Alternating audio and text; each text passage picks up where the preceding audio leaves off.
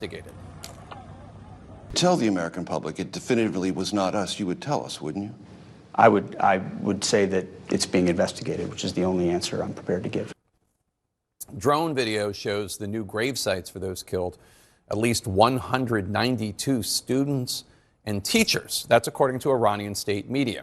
CNN's Isabel Young has the new video evidence now that further suggests that the U.S. may actually have been to blame.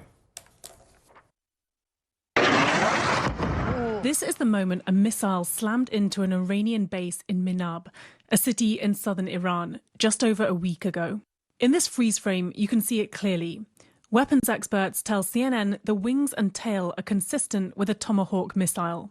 This new video is the clearest evidence yet that suggests it was the United States that struck an elementary school next to that Revolutionary Guards base, killing scores of students. The US has been firing those Tomahawk missiles at Iran from ships and submarines for more than a week now. Israel doesn't use them, experts tell us. Mr. President, did the United States bomb a girls' elementary school in southern Iran on the first day of the war and kill 170? No, in my opinion, based on what I've seen, that was done by Iran. Is that true, Mr. Hegseth? Between these two guys, who's more reliable right now? I'd go with him. Him, I guess. He's just a bucket all around. Reliable right now? Okay. And using satellite images, it's clear the school was struck nearly simultaneously with strikes on an adjacent Revolutionary Guards base. That suggests precision targeting. CNN geolocated this video. We think this missile struck the military base, not the school. You can see that other buildings in the direction of the school had just been struck when this was filmed. CNN is still trying to gather visual evidence from the ground, and until we see actual remnants from the munitions itself, it's impossible to be definitive. But this is the clearest evidence to date. Ago, President Trump held a press conference largely focused on Iran. He said the U.S. military operation there is ahead of. He said the U.S. has now struck some 5,000 targets in Iran since the war began. It's the beginning of building a new country, but they have no Navy, they have no Air Force, they have no anti-aircraft equipment. It's all been blown up. They have no radar, they have no telecommunications, and they have no leadership. It's all gone. So, you could look at that statement. We could call it a tremendous success right now as we leave here. I could call it, or we could go further, and we're going to go further. Well, what is it? We don't know. We could call it a tremendous success, or we could go further. He did say we will go further, though just a short time before that press conference, he told another reporter that the war there is largely complete. Joining me now, Kristen Holmes from the White House, of course, covers President Trump. Kristen, is the war over or not? Is it clear to you? I mean, Jim, it sounds like it's not over, but one thing is clear. The comments that President Trump made when he was talking to that reporter that it was completely done were something that, for whatever reason, don't seem to actually stand. When he said that this is pretty much completely done or completely over, now there's a lot of speculation that that might have been because the markets were completely spiraling and his comments actually sent them back up into the green. But whether or not it was that or just him spitballing, I mean, the messaging has been all over the place. And one of the ways that he's been communicating the messaging of this war that the United States is currently in is with these kind of 3 to 5 minute long phone interviews with various reporters where he goes out there and then contradicts himself, a day or even an hour later. So what we did learn in all of this was this idea that President Trump said that they had struck 5,000 targets. At one point he said that they were going to go until they completely eradicated their nuclear ambitions. There's a lot of questions about that in particular because that seems pretty subjective in terms of when you could determine that that had been done. And then he also said that they were way ahead of schedule. It seems as though he's leaving the timeline very open-ended here and probably on purpose. Now, I do want to note, Jim, probably the most interesting part of this press conference is when he was asked about that school, the girls' school that was struck in Iran. He seemed to walk back his comments that he made on Air Force One. He had been asked then and said that it was Iran who had done that bombing. And then Pete Hegseth, who was standing right behind him as Secretary of Defense, kind of said it's still an and we're looking at everything, not backing up the president. Now, President Trump during this press conference was asked about it again, and he said it was an ongoing investigation. He kind of walked away from that. It was definitely Iran. He did say, however, it was done by a Tomahawk missile, and then claimed that Iran had Tomahawk missiles, which I don't believe that we have any intelligence that shows that they have Tomahawk missiles. But at the end, he said that whatever the report shows or the investigation shows, that's something that he's going to live with. So that was an interesting moment, because that was one of the only times we've seen him actually acknowledge and walk back something that he said. What we've seen instead when it comes to this war, this attack in Iran, is just compounding statements over and over again, some of which don't actually agree with each other. But that was one notable walk back. No, because he may have already been told, right, that the information points in that direction, right, and preparing the groundwork for that. Let me ask you if I can, because the president said that had the U.S. not attacked Iran last year in the operation called Midnight Hammer, that Iran would have a nuclear weapon and would have used it before this press conference, that is before today. Are you aware of any intelligence assessment that the White House has shared to back up that statement? No, and he also said that first it would have really, Iran would have really taken over the Middle East if it wasn't for Operation Midnight Hammer, which happened back in June. Then he said they were going to take over the Middle East anyway, this time around, if he hadn't struck first, if he and Israel hadn't struck first. That is not any indication that the intel that we have seen or been briefed on by sources who have seen the intelligence, who said that there was nothing imminent, that in terms of a nuclear weapon, it was likely closer to 10 years before they would have a nuclear weapon. And any sort of strikes that Iran was going to make were going to be in retaliation to a strike from America, from Israel, from any country, and that those retaliation strikes would not be preemptive, because obviously retaliation and preemptive are two very different things.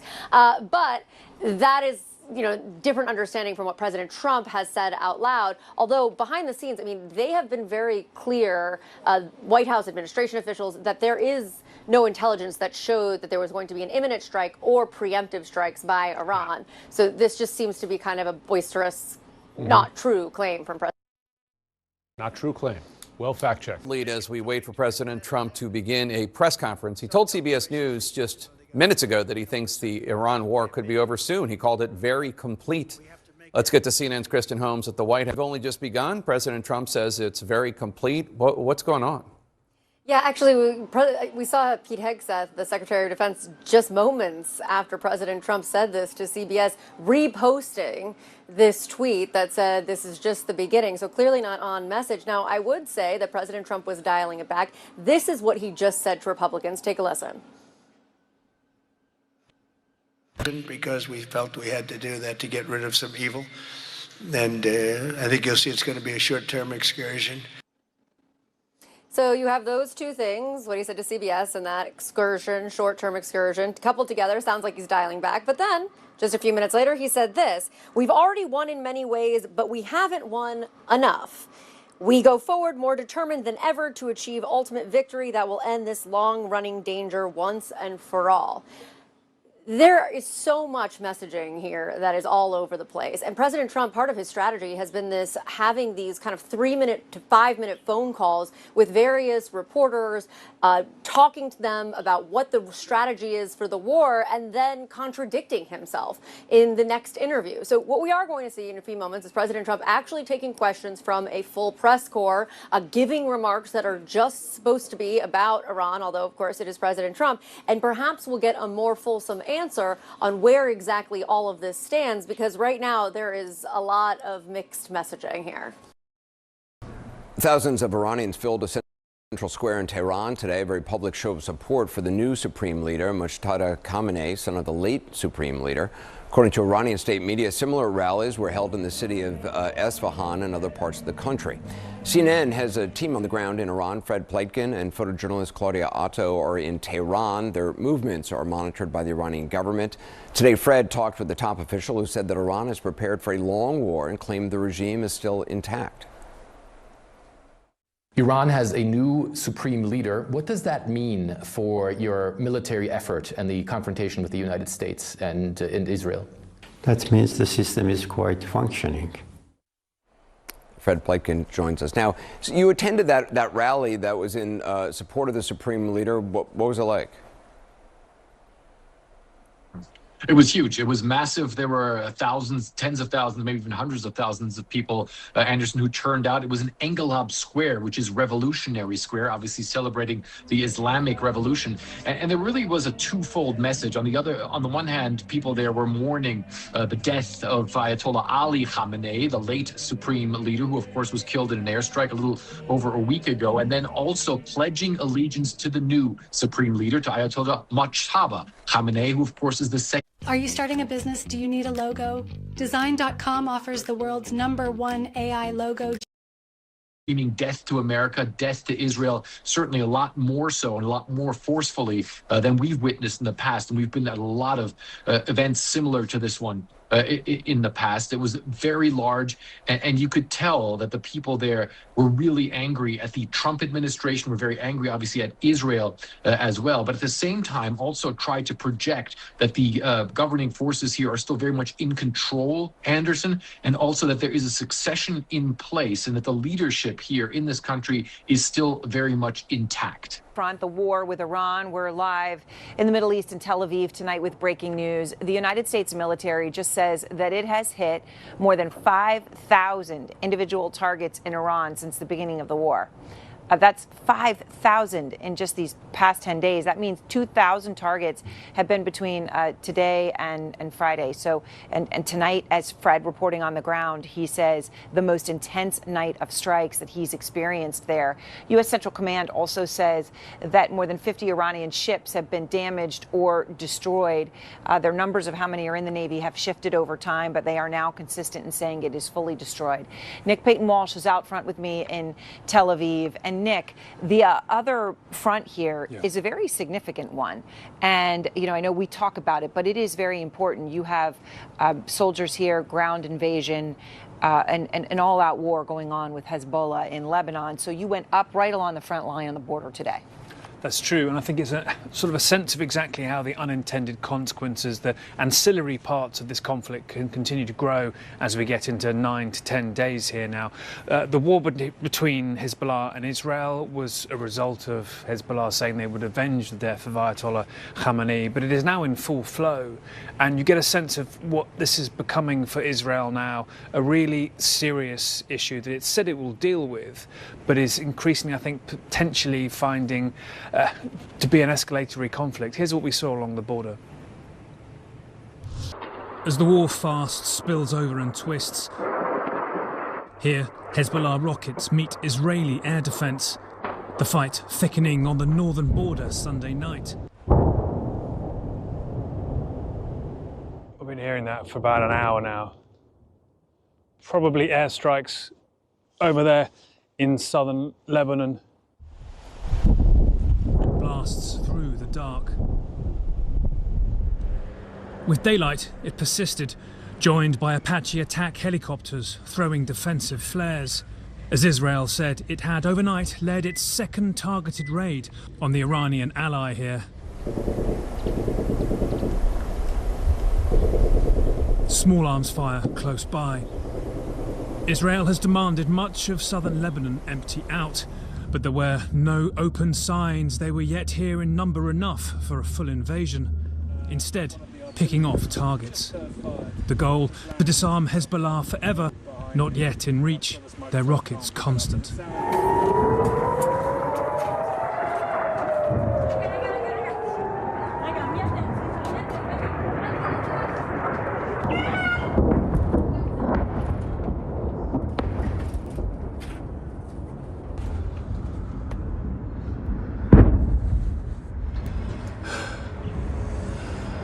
Right over our head. The house where we took cover had 28 alerts last night. How long is it? Until like about 10 seconds? No, it's immediate. You need to hear the more they hear the siren, but it's the moment that you need to be inside shelter. Don't you get tired of this? We get tired. We don't have any choice. Yeah. It's our home. Now, we understand from my colleagues here that Israel is weighing whether or not it might push deeper into Lebanon to essentially reduce the ability for rockets, missiles like that to harass communities in the border areas. But it's an enormous undertaking, Erin, because they don't clearly have the ground troops that we could see publicly to do something like that. And it's another example of how this conflict between the US, Israel and Iran has all these different potential that could cause it to spiral or have dynamics that don't let President Trump's off-ramp seem so easy. And you see that, and then here, as you came back here, we had the busy, the most intense couple hours we've had of air raid sirens. We are waiting to see what happens before we hit them.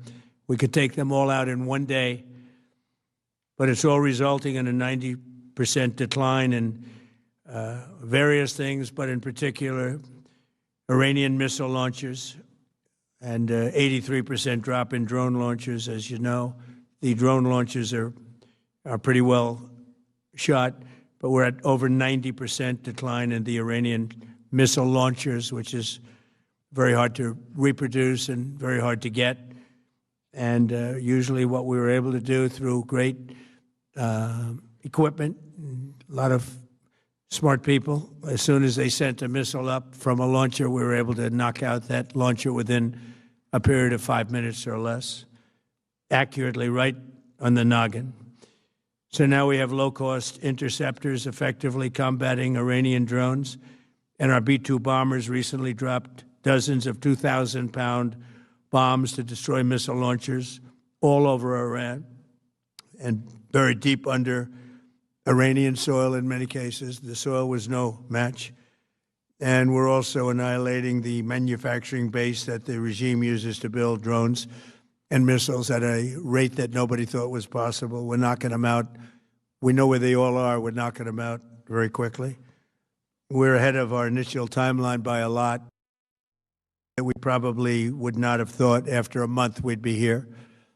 In addition to the fact that we've taken out the leadership twice and maybe 3 times. And we, as you know, we want to be involved. We don't want another president that maybe wouldn't be willing to do what I'm willing to do for the good of the world, for the good of our nation, to be stuck with a situation in 5 years or 10 years from now. So we think they should put a president in, or the head of the country in, that's going to be able to do something peacefully for a change. They've been doing this for 47 years, killing people for 47 years, whether it's the barracks or even the SS Cole, where they were involved. Very strongly, they always denied it. But where they were very strongly involved, and all of the people that died through the roadside bombs, died and are right now walking around with no legs, no arms, a face that's been so badly damaged. The Iranian regime has been attacking Americans and spreading terror for 47 years, and despite these countless opportunities to renounce their nuclear ambitions, which they had just a short while ago, they told Mr. Witkoff, who is standing right over here, they said, they actually said, we want to keep building. Essentially, in a real nutshell, we want to continue to build nuclear weapons. If we didn't knock out Midnight Hammer, if we didn't knock out their Iranian potential, if we didn't do that with Midnight Hammer, they would have had a nuclear weapon. They would have used it long before now. And at a minimum, Israel would have been annihilated. I was very lucky that we had the courage to do that, that we had the talented pilots and the great equipment. The B-2 bombers are unbelievable. We ordered 25 more, by the way. The newer, better version. It's we have the greatest military in the world. We have the greatest equipment in the world by far. You see that no matter where we go. You still need the people, though, to operate it and to use it.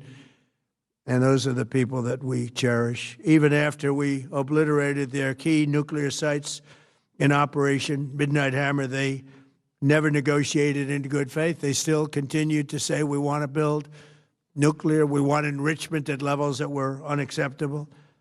And they even turned down an offer for unlimited free nuclear to where they were, the 3 sites that we obliterated. But they were starting work at another site, a different site, different kind of a site. And that was protected by granite. They wanted it protected. Granite's pretty good, but they wanted it protected by a lot deeper. They wanted to go a lot deeper, and they started the process. While rapidly building conventional ballistic missiles, they were going to do it all at the same time. It threatened our overseas bases and soon could have reached even our homeland. The regime's intention was to use this exponentially growing ballistic missile threat to make it virtually impossible to prevent them from obtaining a nuclear weapon.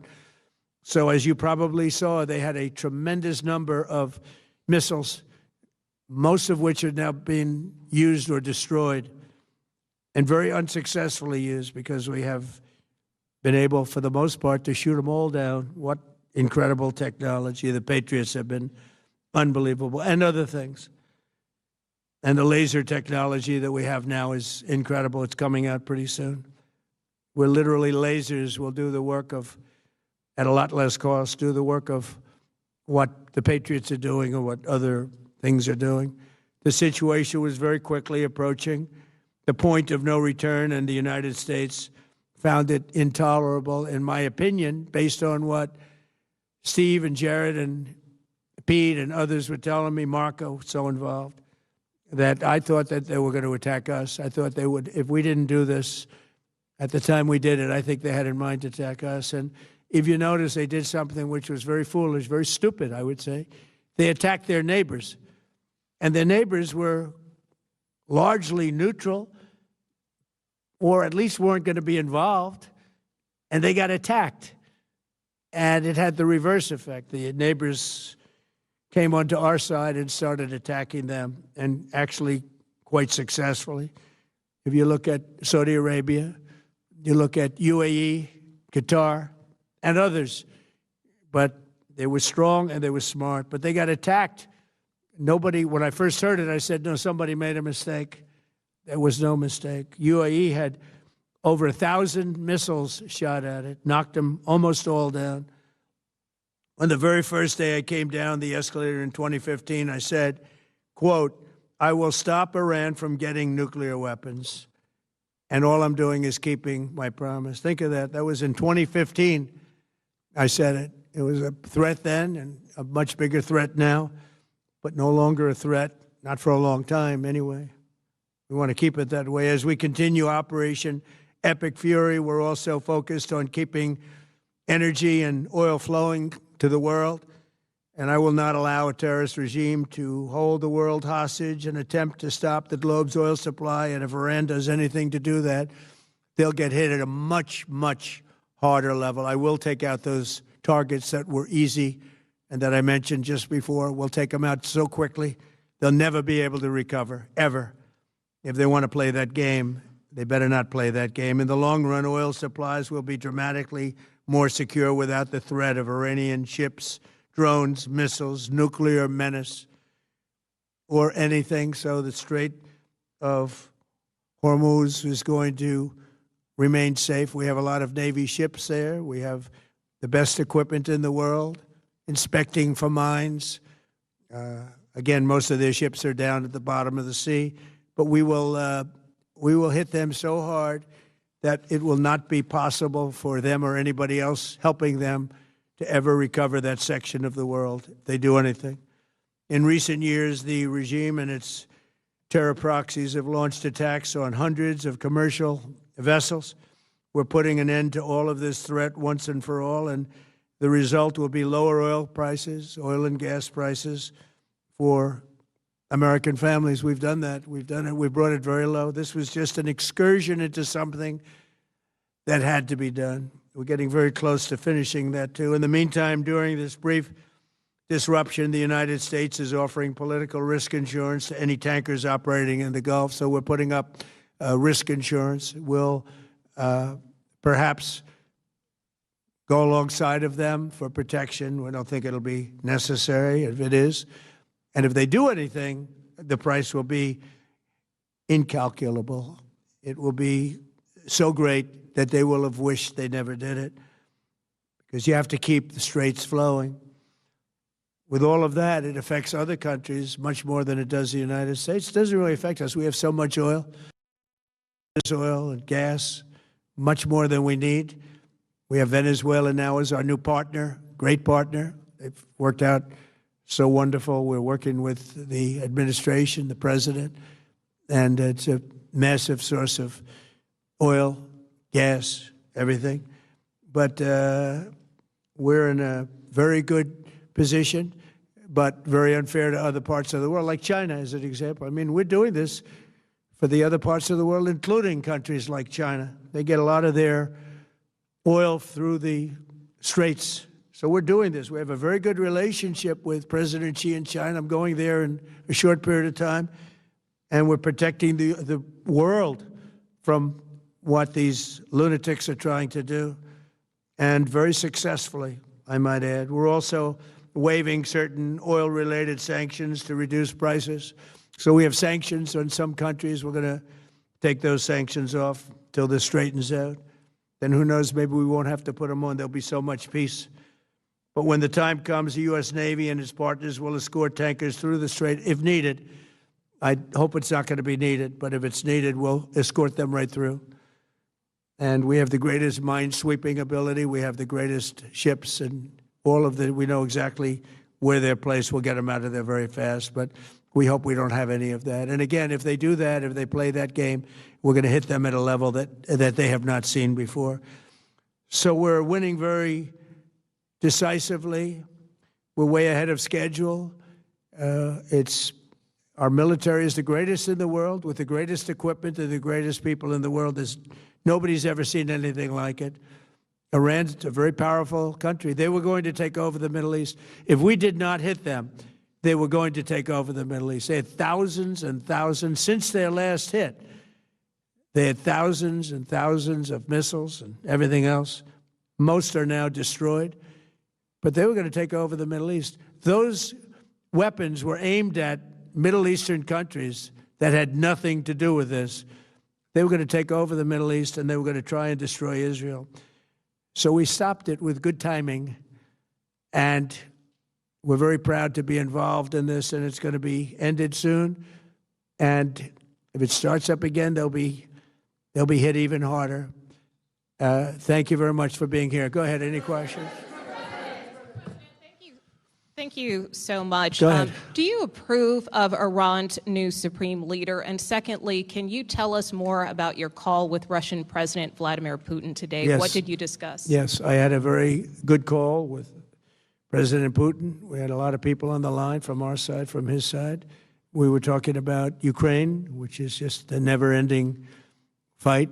And look, there's tremendous hatred between President Putin and President Zelensky. They can't seem to get it together. But I think it was a positive call on that subject. And we obviously talked then about the Middle East. And he wants to be helpful. I said, you could be more helpful by getting the Ukraine-Russia war over with. That would be more helpful. But we had a very good talk, and he wants to be very constructive. Yeah, please. Yeah, please.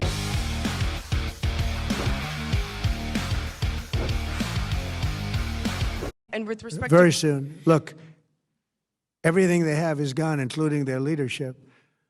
In fact, there are two levels of leadership, and even actually, as it turns out, more than that. But two levels of leadership are gone.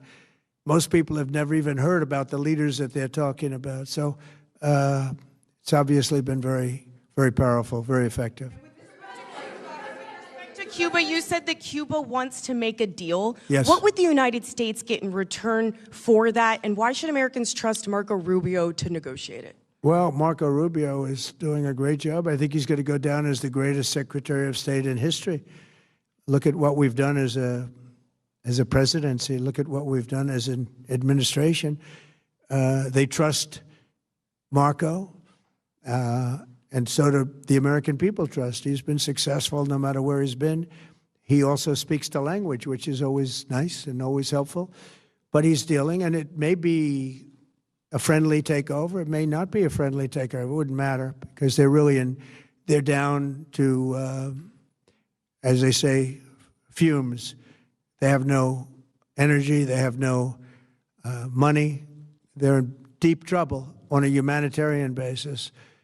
And we don't want to see that, but they were very, very bad to a lot of people, as you know, and a lot of people living the Cuban-American vote, which I got at record levels. Very important. Those people are very important to me. I know what they went through. They went through hell. Some of them have gone on to be some of the most successful people in the country. Cuban-American business people, some of them are like the most successful in the country. And a lot of them are friends of mine because I've been fighting this battle with them for a long time. The Castro regime was brutal, but they lived off Venezuela. Now they don't live off Venezuela. Sends them no energy, no fuel, no oil, no money, no nothing.